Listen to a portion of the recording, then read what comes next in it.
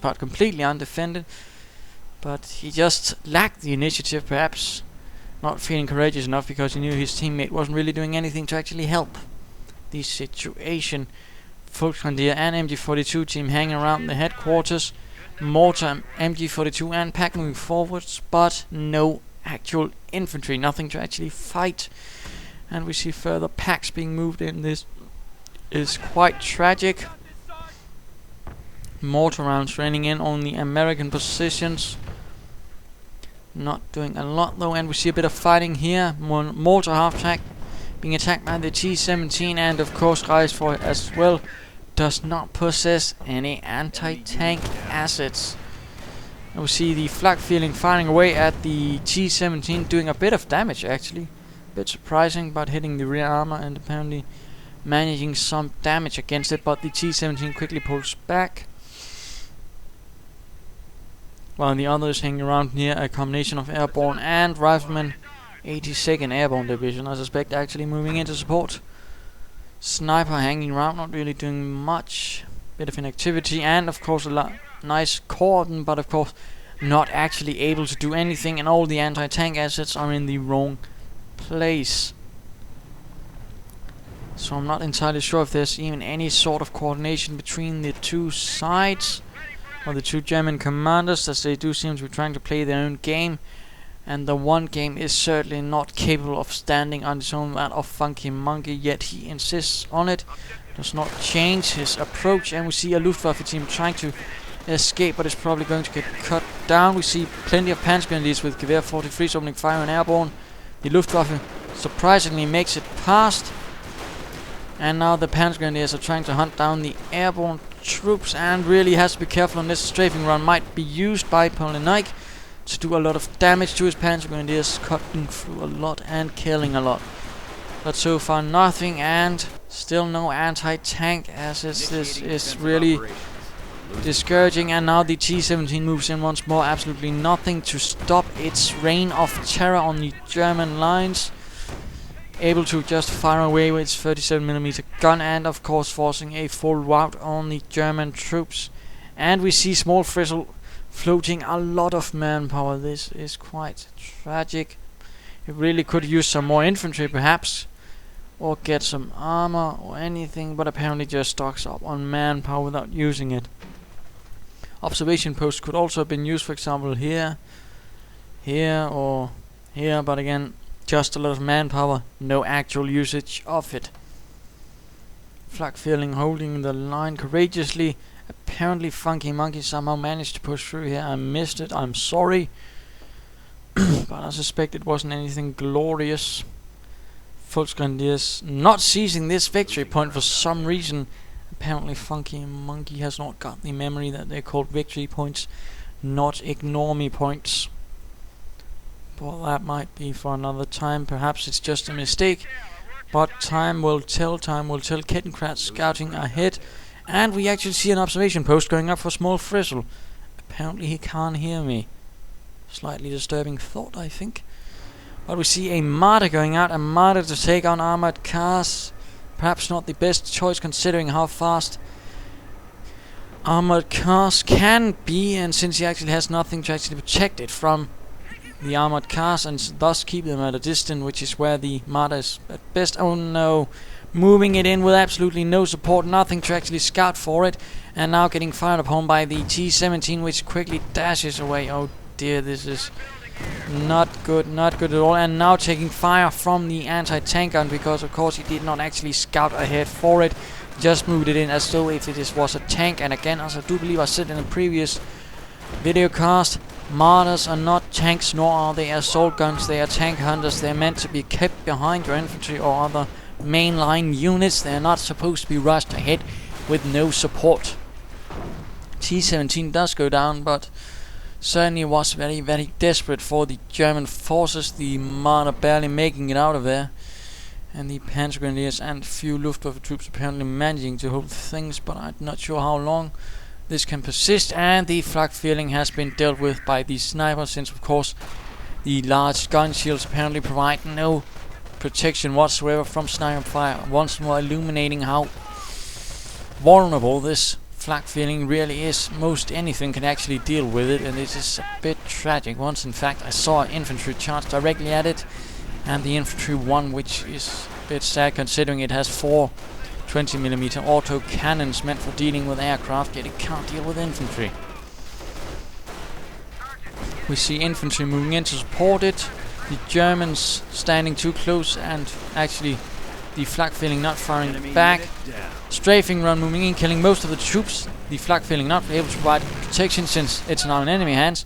And we see an incendiary grenade going off, leaving most of the crew very dead and burning. Numerous troops now wounded, screaming in pain, rolling in agony, and we see a Sherman from Smallfrizl rolling ahead.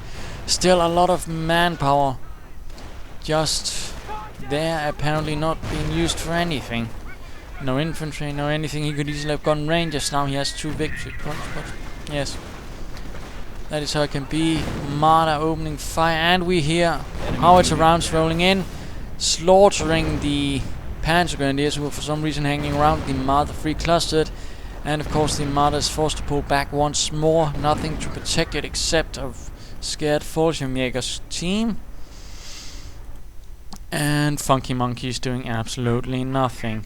In fact, getting a nipple rifle, which is somewhat useful, and still 1 infantry team, and still not really applying any pressure, which is of course allowing the 2 dashing American commanders to focus completely on rejfor's forces and do a lot of damage, and in fact has only 3 infantry teams left, having lost a lot in the grind so far. Oh, stormtroopers, 2 infantry teams now for funkymonkey. That is slightly impressive, but not really encouraging so far, since he's yet to actually do anything spectacular. Fallschirmjägers holding the line, forcing back American troops to the FG-42s, firing away American infantry out in the open and behind a old pickup truck, although apparently too far away to actually do anything. Airborne moving ahead, closer, and quickly pulling back again. 1 Fallschirmjäger falling out of the building, but the 3 are still holding the line, and the second one is out. Sherman now moving in, and it is going to cause the Fallschirmjägers to retreat before they are lost, and looks like they might not even make it out there alive. Heavy fire going all around them. Might the Fallschirmjäger by a miracle? No, he was taken out by the engineers, who savagely cut him down with their grease guns. Yes, I know, not really savage, but I suppose. What the hell? And we see stormtroopers now completely alone and not pulling back, seizing a point, finally pulling back though, managing to actually kill 1 rifleman and then make it out of there. Barely. Stormtroopers themselves being able to cloak and slightly tougher than grenadiers, but otherwise just as effective in combat, and with Sturmgewehren will actually be even more effective in combat. And if you're wanting to use infantry of that type with anti-infantry upgrades, go for them rather than the grenadiers and the LMG-42, since the LMG-42 isn't really worth it at the moment. Foot grenadiers just standing around, not seizing this point. funkymonkey just taking it very slowly, very casually, when his ally is getting ganged up on and annihilated in a war of attrition. Not really the greatest teammate, I'd say, at this moment. Lacking initiative, movement, and team spirit. We see another mortar half-track moving out. Marder once more being repaired by the Panzer Grenadiers, who are slowly doing so.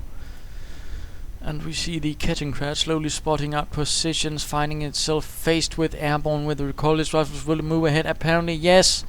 And the recoilless rifles quickly knock it out, crashing into the back of the house. Tragic. funkymonkey still doing nothing at all. Not even salvaging the munitions from this T-17 armored car. Good lord. He really needs to play some 1 versus 1 and learn to stand on his own. I suspect he might have gotten a bit too lazy playing team games. Luftwaffe troops opening fire from above here. Oh dear. Wrong usage of the butterfly bombs. They're not actual bombs, they are airdrop mines, and if you drop them right in front of the enemy, they can't shoot them. And you also rather ruin the surprise of mines, rather drop them behind. when the enemy actually can't see them. But let's have a look at the others. What is pontan1ke up to? Airborne infantry, airdropped guns, air reconnaissance and strafing runs.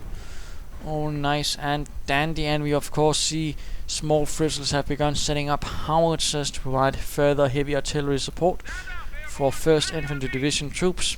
And funkymonkey having gone blitzkrieg, which is rather ironic since he actually isn't really blitzing around but mostly playing extremely defensive.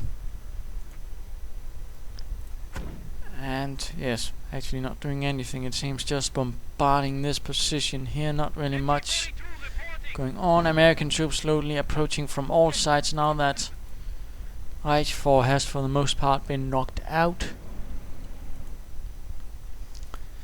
Pioneers snatching up a BAR to increase the firepower, and we see funkymonkey for some reason having managed to sneak a sniper in here and just watch what is going on. Certainly good use of forward observer, but not really much to coordinate with, I think. And we now see a recon run going in, possibly a strafing run. And we hear artillery going in. Where will it land? Right here among funkymonkey's line. Doing a lot of damage, scattering out the defenders. And of course leaving him right for a counter-attack as T-17 and airborne infantry are moving ahead. A MG42 right out in the middle of the road, presenting a very tasty target. Airborne going down though, but if they can survive they can easily be reinforced on the field. And the T-17 fires away, missing several shots. It's finally knocking out another one. A lot of fire going in, as well as the American rather minor attack is botched. And funkymonkey is floating I don't know how much manpower and fuel. Oh dearie me, this is tragic. So tragic. Why doesn't he get some more infantry, some armored cars, Nebelwerfer, something? Just don't float around all these resources, in particular when your teammate is in such dire straits and constantly getting tacked. Let's see what Mr. rejfor is up to. Airdrop mines, Luftwaffe ground forces, and Fallschirmjägers have we already seen. Cautiously moving ahead, although I think again a bit too cautiously. And we see artillery rounds hammering in right here on the center fuel point. Fallschirmjägers, the target of the barrage defensive veterans, are up, meaning they'll move a bit faster, heal a bit faster, and I do believe also have a bit more health. House going down with an MG42 team in it. Apparently funkymonkey not paying attention and the team is lost. We see a 30 caliber heavy machine gun out in the open. Could have been used by the Luftwaffe squad, but apparently deciding upon it and moving ahead. Sniper caught out in the open and torn apart. And we see a Sherman from Smallfrizl moving ahead. No anti-tank assets to actually help, and 2 Kettenkrats just standing there. Oh dear. While in the north we see a mortar half-track being focused on upon by allied troops. A sticky bomb immobilizing it, in fact. And airborne now moving in for the kill with their carbines. Kettenkrats skulking out of there. And funkymonkey seemingly having still hold down there, but I wonder for how long. Slow game indeed.